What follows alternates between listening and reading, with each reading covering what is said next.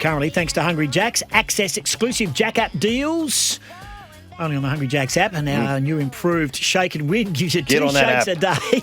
That's now double the choice to select your prize of the day. Download the app and get shaking today. Nobody makes great food more fun than Hungry Jack's. On Simo and Goss for breakfast, Coach's Call. Bombers by 3 points over North Melbourne. It was an ugly watch Thursday night. You saw it live. I did. Ugly but close. So there's always some theatre in close games, and North probably should have won. They went down with 3 or 4 injuries, and Goldstein looked cooked in the last quarter, and Sherry was doing his thing.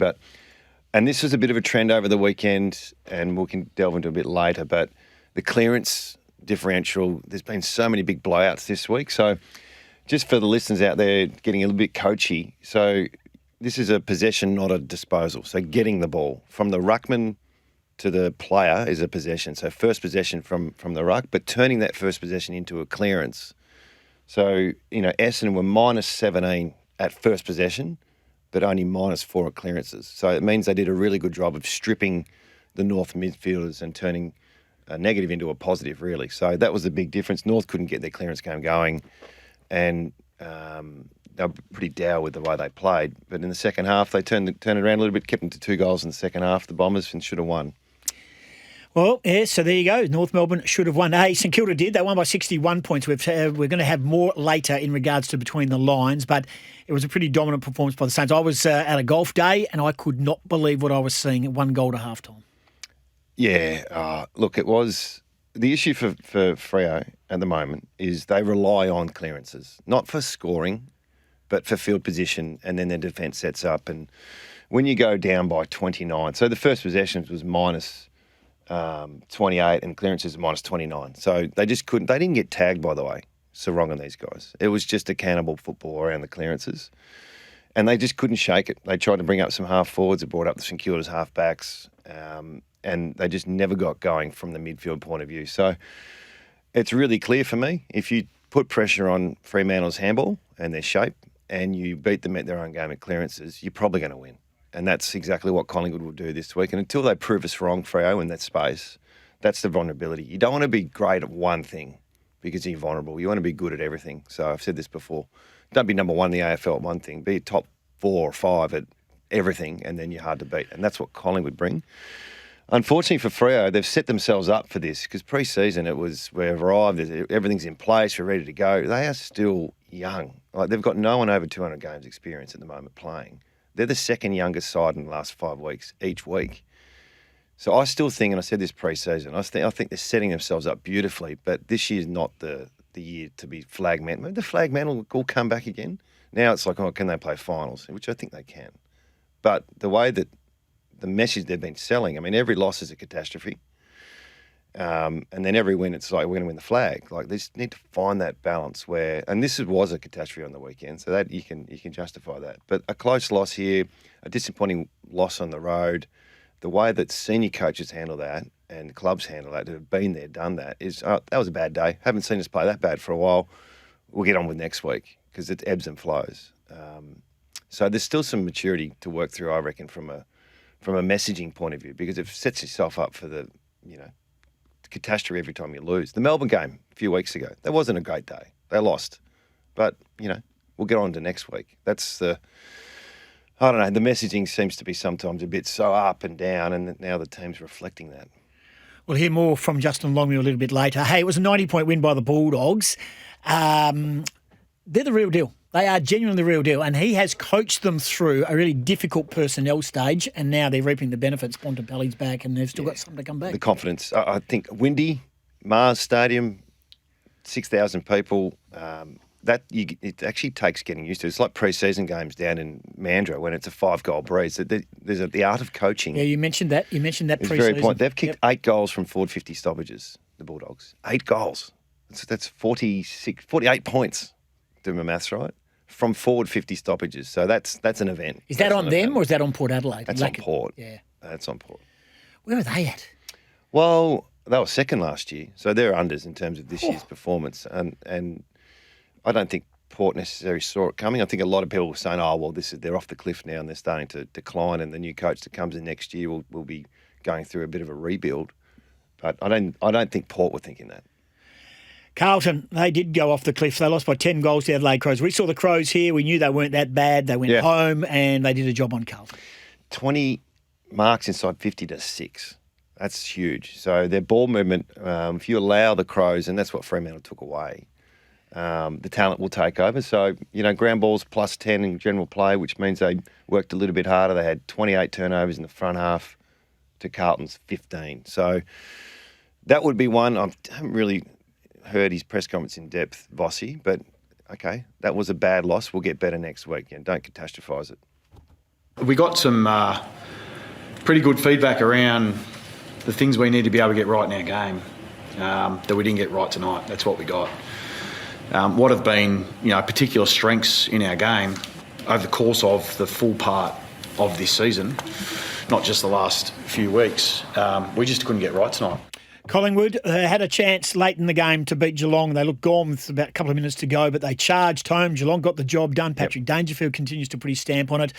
And Collingwood come here on Thursday night, and there's a lot of speculation that Collingwood will rest a lot of players, a lot of their senior players. Could be 5 or 6 changes of senior players being rested, including Pendlebury and Side Bottom. What do you make of this game for what you've seen in the White? Danger. So he's had 17 contested possessions, playing a new role. His presence at the moment is, and that's what you want with an elder statesman, can actually deliver. He's probably in All-Australian form, to be honest, but he was the difference.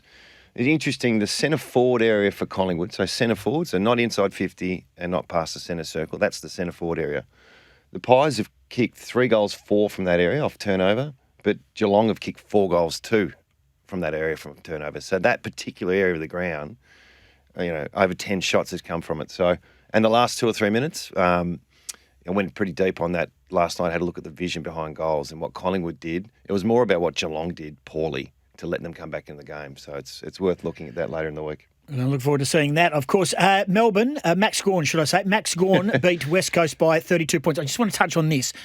Coach anointed Max Gorn as the GOAT ruckman post-game. Tell me why we kept kicking the ball to his area. Simo, can't a plan B put in place to use the other side or at least away from him, Tom from Eden Hill?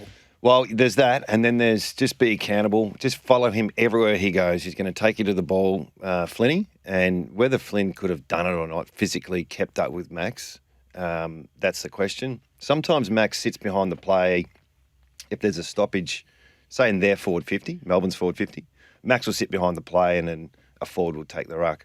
Sometimes, we've done it in the past to mixed success, you would go, don't worry about that D50 stoppage, Flynn. You go back out with Max. And we did it in a prelim. We tagged him in a prelim with 2 rucks. And it was physical, don't let him run, bumper bar. And that worked really well, but it doesn't work all the time.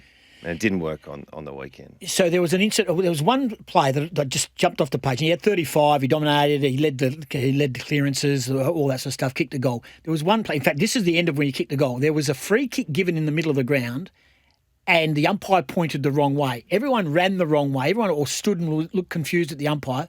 The one player in that whole play who realised the umpire had pointed the wrong way was Max Gorn. He got on the end of it. He is so far ahead of everybody. Yeah, but he's 34 and he was on Jack Williams at that time, who's 20. Yeah. And so just the maturity in the market, a bit like Danger, the renaissance of the veterans. Yeah.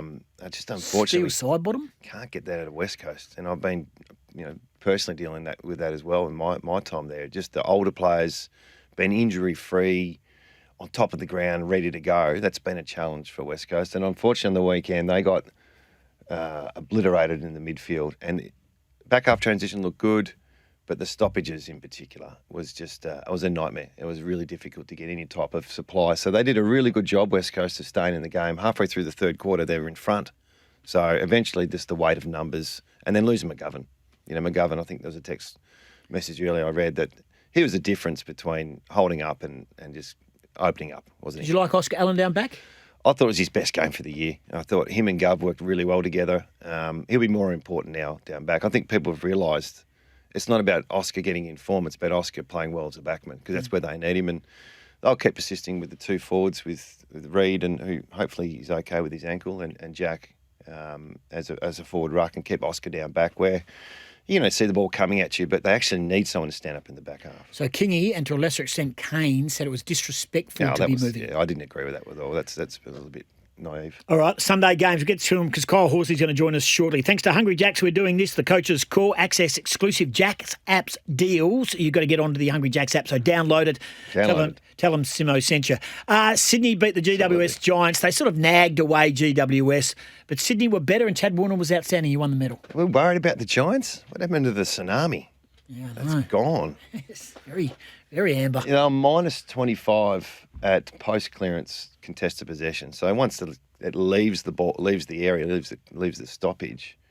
So that tells me they're not running hard enough in transit to turn up. So quite often it's who comes in next. It's a one-on-one. Who's the next player in the screen? That sort of dictates your contested possession around the ground. So post-clearance, minus 25. So that's a blowout. Minus 10 at first possession at clearances as well. So they did a reasonable job. Stringers sort of kept them half in it in that last quarter. But Sydney, a glimpse of a bit of last year. It was something to like for Dean Cox. Hawthorn were way too good for Richmond. Richmond nagged away early, but in the end it was an 11-goal win for the Hawks. Yeah, that's right. And it's just experience kicked in and it was sort of went exactly how we thought it was. And they celebrated really well pre and post. Brisbane, it was just a game, this one. I was so looking forward to the Q Clash. It was, the Rowell got clamped. They did a great job on him. That seemed to be the difference. But, Lockie Neal and the Ashcroft boys, they got away from it. Same thing. The clearances, minus 19 at that clearances and contested possessions. Pre-clearance, they were minus 18 Gold Coast. So they just got smashed around the ball. This weekend has really taught us that if you don't compete around the clearances and get some, at least break even, it's really hard to win. Can you coach that or you just... Yeah, that's really difficult. Everyone's pointing the finger at JL, and he's got 2 All-Australian midfielders and 2 A-grade ruckmen. So get it done, work it out. And here's a couple of ways you can do it. But realistically, when you've got the cattle, that's when the questions come. Whereas West Coast, I don't think they've got the cattle. And Hayden Young's also going to be missing for a long time with that. Yeah, that rocked them too because he's really important.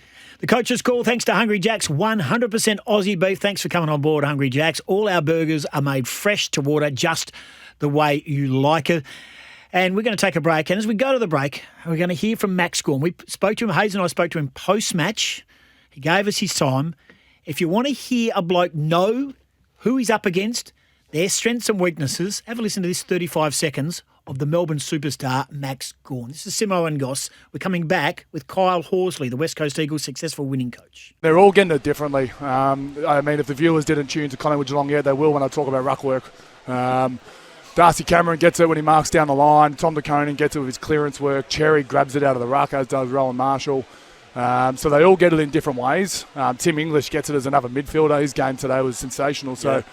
it's amazing, the ruck game. You've got really strong guys, really quick guys, really fit. So I'm trying to be a bit of the hybrid of all, but you come up against a DeConing and you really got to match yourself with what he can do in the contest. And Cherry, you got to brace yourself for what he does in the ruck. And then Darcy Cameron, you got to man him up when he sits behind the ball. So it is it's good fun, ruck. Coming up after 8 o'clock, Mark Duffield with Mornings, and just judging by... Edgy. Edgy. Jeez. He's got the purple polo on underneath. Yeah. It's a Muzz polo. He's got the Muzz polo. I do a thing for Channel 10 afterwards. Okay, still got purple on it. What's going on? What do you got coming up? I've got a feeling. No, I'm just going to say he's in trouble. And he's in trouble... Justin Longmuir. I'm not saying he's done, but they're 4-4, which is retrievable. They've got Collingwood coming off a 5-day break, so that's winnable. But it's the trajectory, and the problem is there is no trajectory, and there hasn't been a trajectory since the end of 2022 when they played finals. And there is no trajectory collectively because the trajectory of players individually isn't good. Darcy has regressed as a player. Cox has regressed as a player. Frederick has plateaued as a player. I think Sam Switkowski is in trouble. I think maybe athletically, he's just gone. He's had a lot of injuries. He's lost his zip. And once he loses that, I'm not sure what's left. Clearly, Hayden Young is going to hurt. And I don't think they can put him up as a coach for next season if he misses finals 5 times out of 6. I think Justin's a good coach. I think he's a good coach. But I also think he has tried to negotiate improvement. out of players when he should have been demanding it. And even at the three-quarter time huddle, we heard Ruby Schleicher say on Fox Footy, he's pleading with his players. This wasn't a time for pleading. Basically, and I heard Simo speak to this earlier on the show, what Ross did, we all knew it was coming. You know, who are their guns? Let's take that away from them. Let's dare the rest to basically beat us. And they got traffic around Brayshaw and Sarong, so they couldn't get the ball from the inside to the outside, and they put an All-Australian defender on Tracy. So that was always going to happen. And the rest of them wilted like wet tissues. And it wasn't a time for pleading. It was a time for basically putting it on players and tell them there are consequences for inactions. We've got you in the studio. What else you got coming up? We'll have Monday's experts. We'll have Scotty Cummings talking about the Eagles game, and we'll have Craig O'Donoghue talking about the Freo game, but also talking about some interesting umpiring things. The overrule coming from the Arc on Thursday night. Yeah. And we'll try and get an explanation for that. And there was another one where there was a breakdown in communication when it was Stocker had to go off with concussion. They stopped the game. Because, that was legitimate, though. Yeah, but so that sort of was a bit... But that took so long to work out who was talking, and they got the wrong player, 14 Fremantle. They've got to be cleaner on that because it doesn't reflect well. Just on the Melksham on McGovern, I didn't catch what you said on that because I was writing down questions. Well, was it a free kick? It was paid a free kick. It's a free kick. And it has to be citing. Yeah, that's what Simo agrees. It's either not a free kick and they got it wrong, or it's a free kick and you get cited. Just your take on this. What people call using your body in marking contests, is that completely out of control? Like where the players are cannoning into players? I didn't think there was anything wrong with the Melksham one. I personally thought it was a genuine where a backman and a forward are going at the ball, used his body, nudged him underneath it. He catapults into the contest in front of him. I don't think there was two pushes. I don't think that was his intent. It's just that this time last year that was fine. Now this year, there's a new, I think that's new rule. I think that's suspension. Yes, and I think Bo Allen's suspension as well. You can't take your eye off the ball and hit a bloke in the head. Let's do this. Stay here. Let's do this. On Simo and Goss for breakfast, Between the Lines.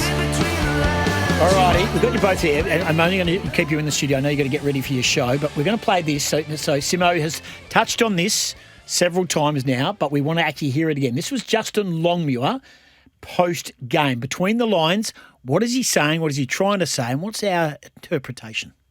Yeah, when we get challenged early in games, I'm not sure we're up for the fight. Again, you can't be that team. And the main message after the game to the players is, are we up for the challenge that an AFL season confronts?